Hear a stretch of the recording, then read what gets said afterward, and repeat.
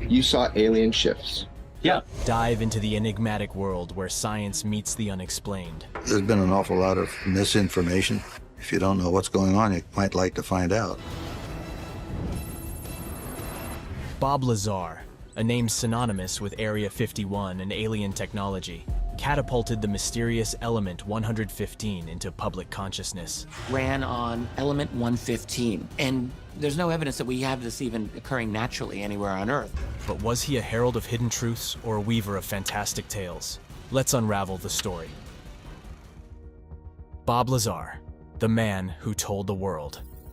In the late 1980s, a figure emerged who would become one of the most controversial and intriguing in the realm of ufology and extraterrestrial technology.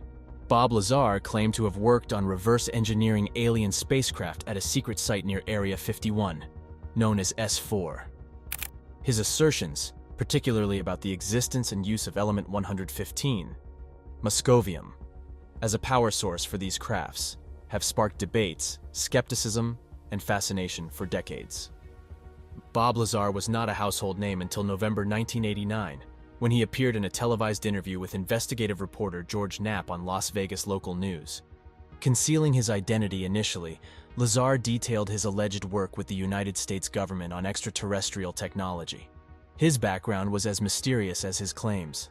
Lazar professed to hold degrees from the Massachusetts Institute of Technology, MIT, and the California Institute of Technology, Caltech, although there are no records to support these claims. According to Lazar, his role at S4 involved studying an alien spacecraft to understand its propulsion system. This system, he claimed, was powered by an antimatter reactor using element 115, which at the time had not been synthesized or officially recognized by the scientific community.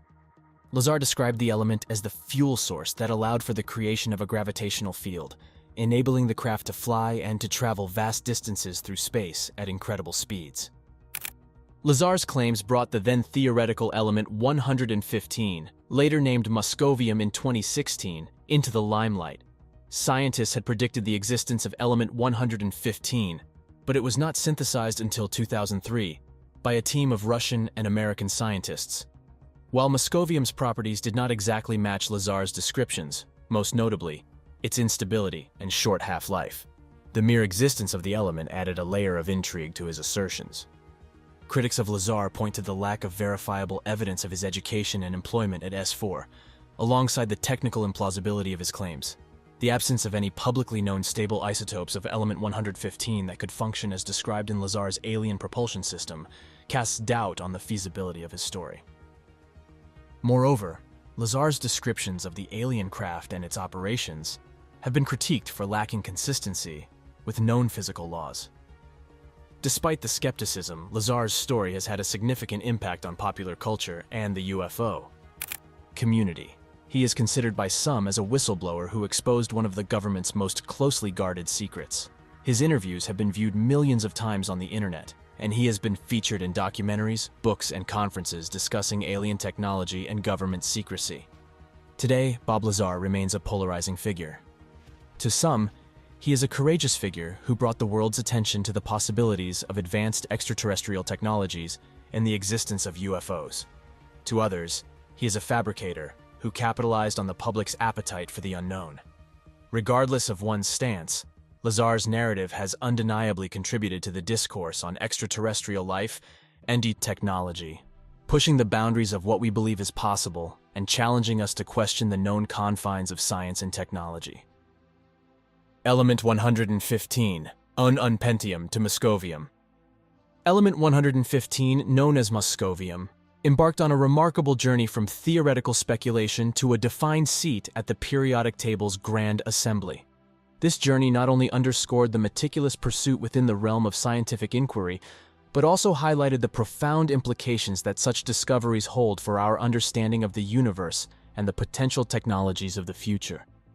The story of Moscovium begins in the complex world of theoretical chemistry and physics. Prior to its discovery, scientists had long predicted the existence of element 115 based on the periodic law and the structure of the periodic table. Theoretical models suggested that it belonged to the group of elements known as the super-heavy elements, lying in the island of stability, a term used to describe a region in the periodic table where superheavy elements might exhibit relatively longer half-lives due to specific nuclear configurations. The race to synthesize element 115 was not just a pursuit of scientific curiosity, but also a testament to human ingenuity and collaboration. It was in the early 2000s that researchers at the Joint Institute for Nuclear Research in Dubna, Russia, in collaboration with the Lawrence Livermore National Laboratory in the United States, announced the synthesis of ununpentium, the temporary IUPAC name for element 115, moscovium. This synthesis was achieved through a complex process involving the bombardment of atoms of americium with ions of calcium, creating atoms of element 115 that existed for mere fractions of a second before decaying into lighter elements. Moscovium's properties are as intriguing as its path to discovery.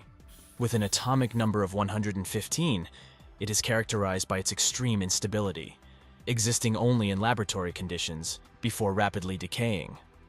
The most stable isotope of moscovium, Mach 290, has a half-life of about 0.65 seconds, presenting significant challenges for scientists attempting to study its properties in detail. Despite these challenges, the synthesis of moscovium and its isotopes provides critical insights into the behavior of superheavy elements and the forces that govern atomic nuclei. The discovery of moscovium has profound implications for both theoretical and applied science. Theoretically, it provides invaluable evidence supporting the models of nuclear structure and the predicted island of stability. This enhances our understanding of atomic behavior at the extremes of matter, offering clues about the forces that hold nuclei together and how the periodic table extends beyond the elements known today. From a technological perspective, while the immediate applications of moscovium are limited due to its instability, the processes developed for its synthesis and the study of its properties have wide-ranging implications. These methodologies push the boundaries of particle accelerator technology, detection methods, and the chemistry of superheavy elements. They lay the groundwork for future discoveries in the realm of superheavy elements, which could one day lead to materials with novel properties and applications in energy, materials, science, and beyond. The official recognition and naming of moscovium in 2016 by the International Union of Pure and Applied Chemistry, IUPAC, was a milestone in the field of chemistry. It represented not just the addition of a new element to the periodic table, but the culmination of years of collaborative research that spanned continents.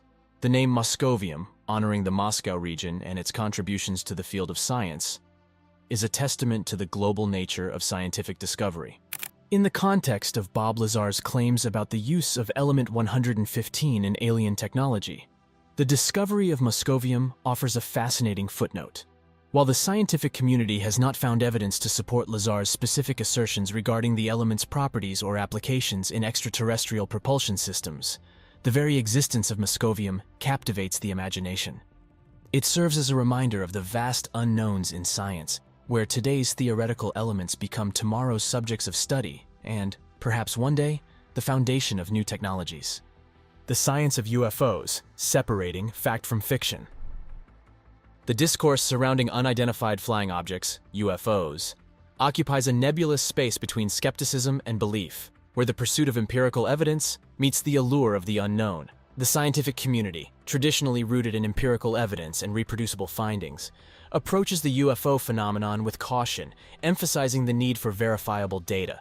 This chapter explores the scientific stance on UFOs, the impact of declassified information and government admissions, and how these developments align or conflict with Bob Lazar's claims. The mainstream scientific community maintains a stance of skepticism towards UFO sightings and alien visitation claims, primarily due to the lack of incontrovertible physical evidence. Scientists argue that extraordinary claims require extraordinary evidence, a standard that many UFO reports fail to meet. This skepticism is further fueled by the high likelihood of alternative explanations for sightings, such as atmospheric phenomena, optical illusions, or man-made objects, which can often be mistaken for extraterrestrial spacecraft. In recent years, the veil of secrecy surrounding military encounters with unexplained aerial phenomena has begun to lift. Governments worldwide, most notably the United States, have started to acknowledge the existence of unidentified aerial phenomena, UAPs, that defy conventional explanation. The declassification of military footage and pilot testimonies concerning encounters with objects exhibiting extraordinary flight characteristics has injected new vigor into the discussion.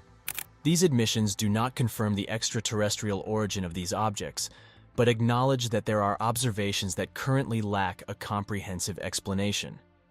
This distinction is crucial. The acknowledgement of UAPs is not an endorsement of alien visitation, but an admission of unexplained phenomena that warrant scientific investigation.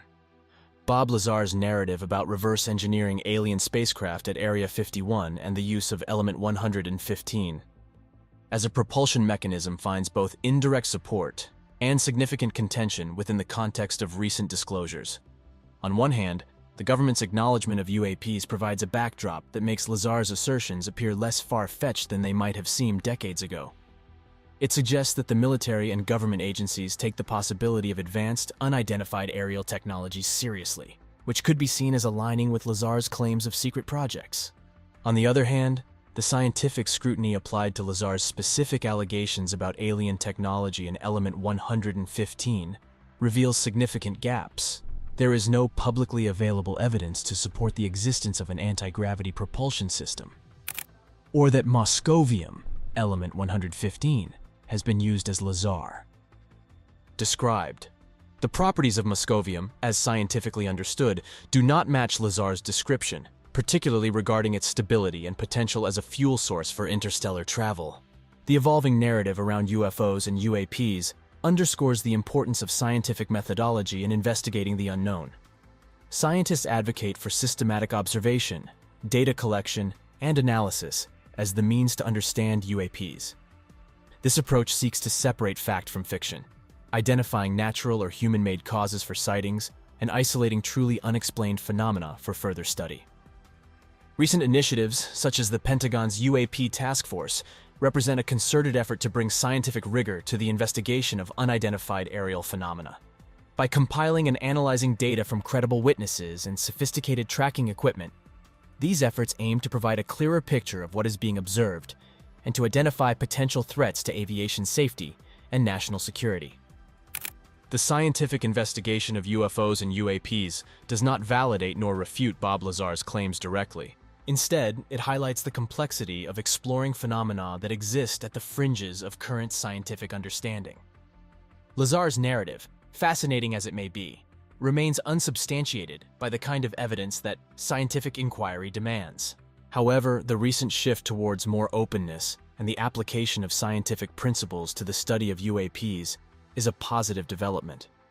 It creates a framework within which claims like Lazar's can be evaluated and encourages a more informed and nuanced public discourse on the subject.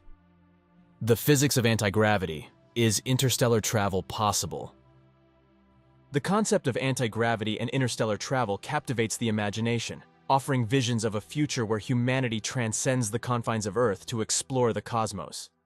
Theoretical physics provides a framework for understanding how such feats might be possible, delving into concepts that challenge our conventional notions of space, time, and energy. This chapter explores the theoretical underpinnings of anti-gravity and warp drive technologies, and how element 115, as proposed by Bob Lazar, could theoretically play a role in such advancements. Anti-gravity, or the counteraction of gravity's force without the use of mechanical means, remains a speculative area within physics. Conventional understanding dictates that gravity is a curvature of space-time around masses, as described by Einstein's general theory of relativity. Overcoming or manipulating this force implies a need to interact with the fundamental fabric of the universe in ways not currently achievable with known technologies or physics.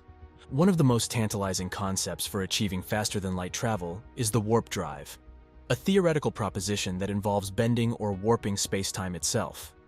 The Alcubierre drive, a model proposed by physicist Miguel Alcubierre, suggests that by expanding space-time behind a spacecraft and contracting it in front, a bubble could be created that moves faster than light, with the spacecraft inside this bubble not violating the speed of light within its local frame of reference. This concept sidesteps the limitations imposed by the speed of light by manipulating the space around the vessel, rather than accelerating the vessel itself. Bob Lazar's claims introduce element 115, Moscovium, as a key component in the supposed alien propulsion system, suggesting it could generate a gravitational field when bombarded with protons. In theoretical physics, the concept of exotic matter with negative energy density plays a crucial role in proposals for warp drives and anti-gravity technologies. Exotic matter could theoretically create the conditions necessary for space-time manipulation, as required for the Alcubierre drive. However, moscovium, as we currently understand it, does not possess these properties. It is highly unstable and decays rapidly, with no known capability to generate or manipulate gravitational fields in the manner described by Lazar. The leap from theoretical models to practical technologies in the realm of anti-gravity and interstellar travel is vast. The energy requirements for creating a warp bubble, for instance, are astronomical, initially estimated to be equivalent to the mass energy of a planet like Jupiter. Recent theoretical advancements suggest these requirements could be significantly lower, but the creation and stabilization of a warp bubble remain purely hypothetical, with no experimental evidence to support the possibility as of yet. Moreover, the manipulation of space-time as proposed requires forms of matter and energy that are speculative at best. While the search for dark matter and investigations into the quantum vacuum might one day uncover phenomena that align with these requirements, the current state of knowledge does not provide a basis for anti-gravity or warp drive technologies. The exploration of anti-gravity and warp drive technologies underscores the infancy of our understanding when it comes to the fundamental forces of the universe. While the theoretical groundwork offers intriguing possibilities, the leap to practical application and the role of substances like element 115 in such technologies remain speculative. The journey toward interstellar travel is not just a technological challenge, but a profound inquiry into the laws of physics and the universe. Testimonies and skepticism, the Lazar effect. The narrative woven by Bob Lazar has polarized audiences and experts alike, sparking a phenomenon that can be termed the Lazar effect. This chapter delves into the array of public and scientific reactions to Lazar's claims, examining the spectrum of support and skepticism that has surrounded his story over the years. Lazar's revelations about Area 51 and alien technology captured the public imagination, igniting a fascination with UFOs and government secrecy that persists to this day. His detailed accounts of working on extraterrestrial spacecraft and the existence of element 115, moscovium, before it was officially recognized, granted him a cult hero status within certain segments of the UFO community. For many, Lazar's narrative provided a tangible link to the long-suspected but elusive government knowledge of alien life forms and their technology. Supporters of Lazar cite his early mention of Area 51 and element 115 as evidence of his credibility, arguing that his detailed descriptions of these and other specifics could not have been fabricated or guessed. They view Lazar as a whistleblower who risked his livelihood and safety to bring crucial information to the public eye. Conversely, the scientific community has largely regarded Lazar's claims with skepticism.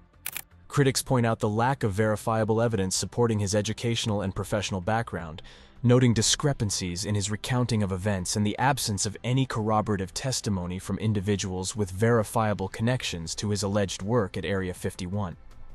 Furthermore, Lazar's descriptions of the alien propulsion system and the capabilities of element 115 clash with established scientific knowledge and principles. The instability of moscovium and its unsuitability for the applications Lazar described have been highlighted as significant inconsistencies in his story.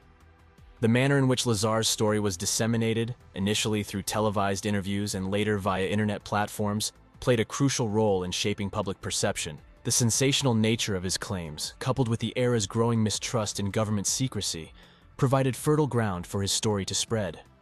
While some media outlets approached Lazar's narrative with a degree of skepticism, others presented his claims without substantial critical analysis, further muddying the waters of public opinion. The Lazar effect can also be understood through the lens of confirmation bias, where individuals are more likely to believe information that confirms their pre-existing beliefs or hypotheses. For those predisposed to believe in UFOs and government cover-ups, Lazar's assertions offered compelling, albeit unsubstantiated, evidence that aligned with their views. This psychological aspect has contributed to the enduring division between believers and skeptics. Amidst the debates over the veracity of Lazar's claims, a broader demand for transparency and accountability from government and military institutions has emerged. Regardless of the individual stance on Lazar, his story has amplified calls for the declassification of information related to UFOs and UAPs, leading to a more open discourse on these topics in recent years. The Lazar effect underscores the importance of the scientific method in evaluating extraordinary claims. The scientific process relies on evidence, reproducibility, and peer review to validate or refute assertions. Lazar's claims, lacking in empirical evidence and subjected to limited scrutiny through these lenses, highlight the challenges faced when extraordinary narratives capture the public's imagination. Similar cases and parallel discoveries. The narrative woven by Bob Lazar is not an isolated phenomenon within the realm of ufology and alleged government secrecy.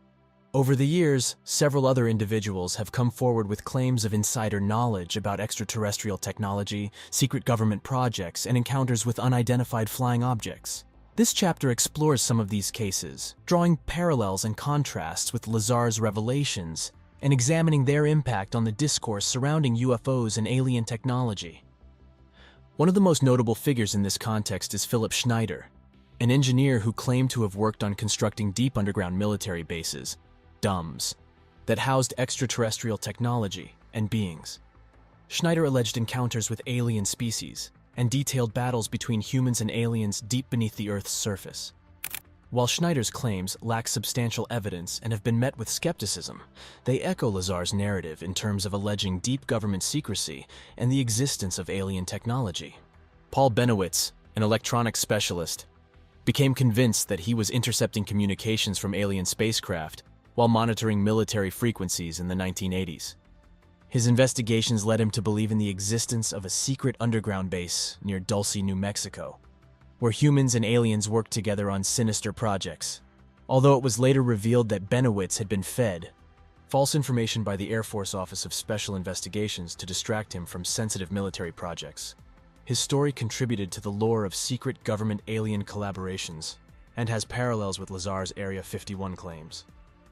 In a different vein, Gary McKinnon, a British hacker, broke into U.S. military and NASA computers in 2001, seeking evidence of UFOs and free energy technology.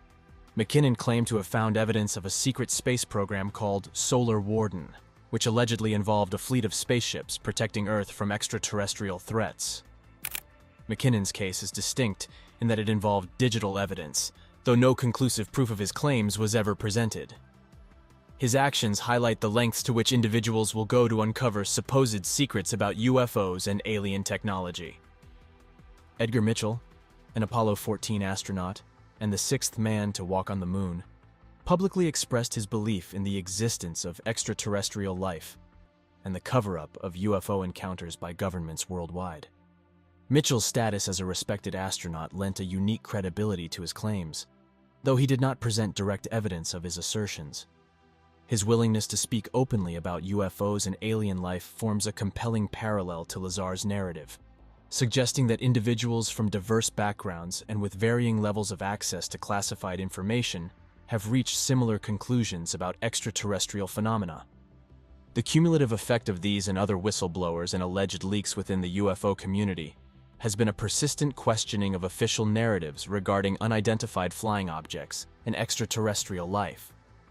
Like Lazar, many of these individuals have faced scrutiny, disbelief, and challenges in substantiating their claims.